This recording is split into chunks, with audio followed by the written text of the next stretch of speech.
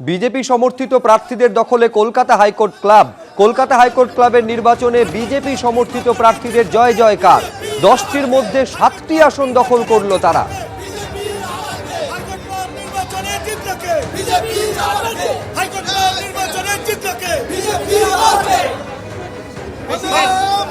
দশটির মধ্যে 7টি আসন দখল করল বিজেপি সমর্থিত প্রার্থীরা, অর্থাৎ কলকাতা হাইকোর্ট ক্লাবের নির্বাচনে বিজেপি সমর্থিত প্রার্থীদের জয় জয়কার।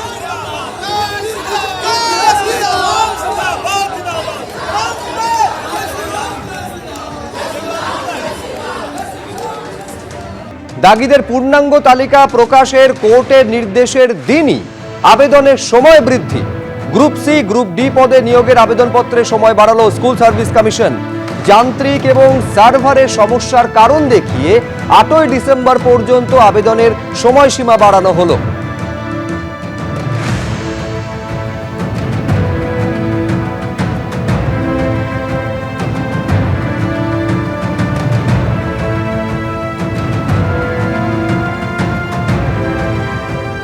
আসবো পরের খবরে।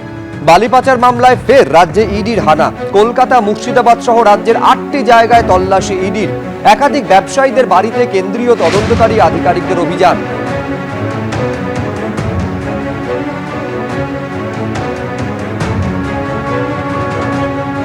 এই মুহূর্তে আমরা দাঁড়িয়ে রয়েছি নিউ আলিপুরে এবং আজকে ভোরবেলা থেকে ইডির বেশ কয়েকটি টিম জেলা এবং কলকাতার বিভিন্ন জায়গায় তারা যায়। বেশ কিছু জায়গা থেকে তারা বিভিন্ন ঠিকানার খোঁজ করে এবং বর্তমানে যে ছবিটা আমরা দেখতে পাচ্ছি যে এখানে একটি শ্যাম সদন নামে একটি বিল্ডিং রয়েছে। সেই বিল্ডিংয়ে ইতিমধ্যে সেন্ট্রাল ফোর্সকে নিয়ে এনফোর্সমেন্ট ডিরেক্টরেটের টিম তারা এসে পৌঁছেছেন। যেটা ইডি সূত্রে জানা যাচ্ছে যে বালি পাচার মামলার তদন্তেই তাদের কিন্তু এই হানা দেওয়া।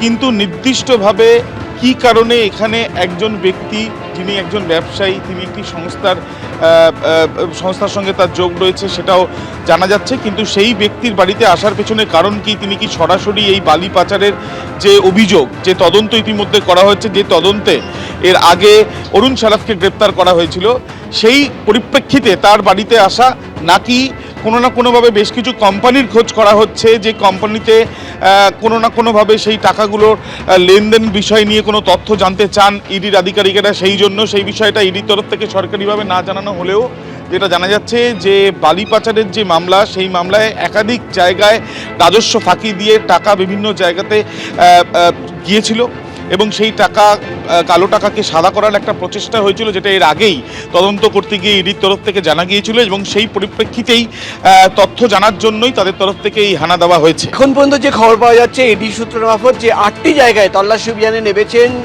ইডির প্রায় 40 থেকে 50 জন অফিসাররা। তারা রয়েছেন কলকাতার একাধিক জায়গায়, তারা রয়েছেন কলকাতার পার্ক স্ট্রিট, শর্ট স্ট্রিট এলাকায়, তারা রয়েছেন আমার স্ট্রিট এলাকায়।